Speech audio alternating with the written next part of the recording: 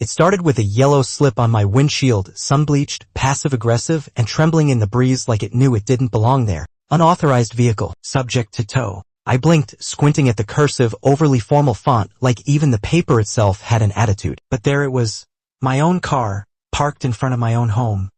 Branded like a criminal in a neighborhood I'd lived in for 6 years without incident. And that's when I first noticed her. Matching velour tracksuit, neon visor, and the death grip of someone who hasn't smiled since 2003. Clipboard clutched like a sword, she hovered at the end of my driveway like a sentry. The HOA president or self-appointed sheriff, depending on how you look at it. I gave her a nod. She didn't return it. Instead, she raised her walkie-talkie. You know that moment when you just feel someone has picked the wrong person to mess with?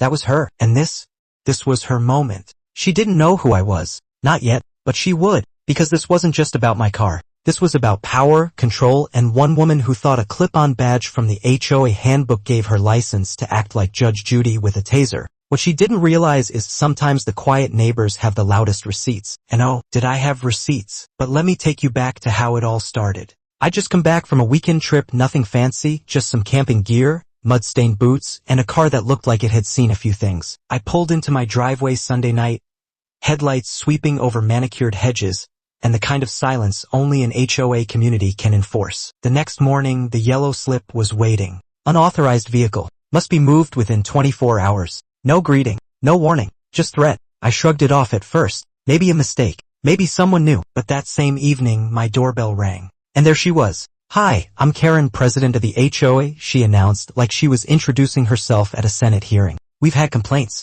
About my car? I asked. Your vehicle does not conform to HOA aesthetic standards. It's disruptive to neighborhood presentation, she said, pursing her lips like she just sniffed vinegar. Now, for context, my car was a gray SUV, a little dusty, maybe not showroom shiny, but far from an eyesore. What I should have done was nod, smile, and move it. What I did was laugh, not loudly, just enough. That didn't sit well. You'll be towed if it's not moved by 9 a.m., she snapped. I looked past her at the street where 3 other cars were parked, 2 of them clearly older than mine. Are they getting towed too?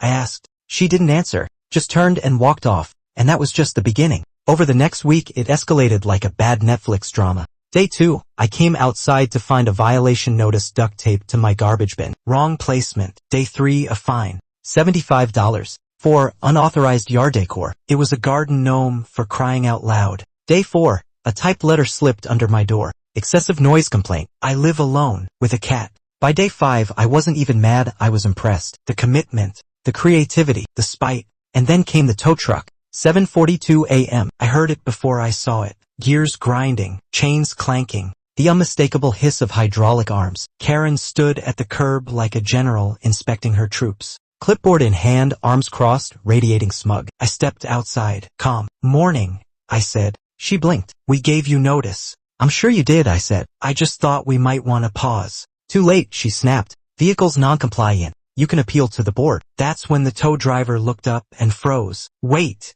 he said. You're... I nodded. You see, I'm not just a homeowner. I'm an attorney. And not just any attorney. HOA compliance and real estate law are my specialty. And the kicker? I'd been quietly collecting every letter, recording every interaction, taking photos, timestamps, even background footage from my own doorbell cam. Karen? She didn't know she was building a case. My case. By the time the tow driver put down his clipboard and walked away, she was already sputtering. You can't just actually, I said. I can. And now? Now we were just getting started. Stick around because the board meeting that followed?